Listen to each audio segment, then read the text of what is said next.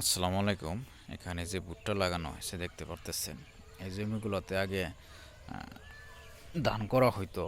হুম, অর্থাৎ সরষা লাগানো হতো, সরষা উঠে পরে এই ধান লাগানো হতো।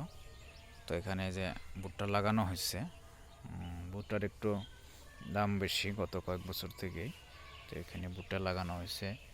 এখানে দেখা যাচ্ছে যে একটা ফসলেই ওই সরষা এবং ধানের বিকল্প হিসাবে চাষ করা হয়েছে। তো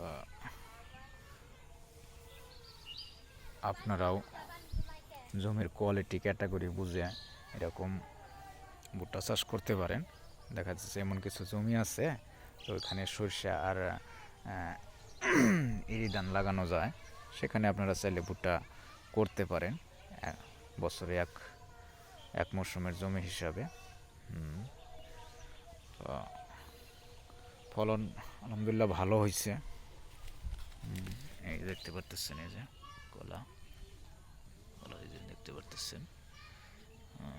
এটা হলো ডন, এটা হলো এসিআই কোম্পানির ডন ভুট্টা এখানে চাষ করা হয়েছে। ধন্যবাদ সবাইকে, ভালো থাকবেন আর বেশি বেশি করে আমার ভিডিওগুলো শেয়ার দিবেন, কমেন্টস করবেন।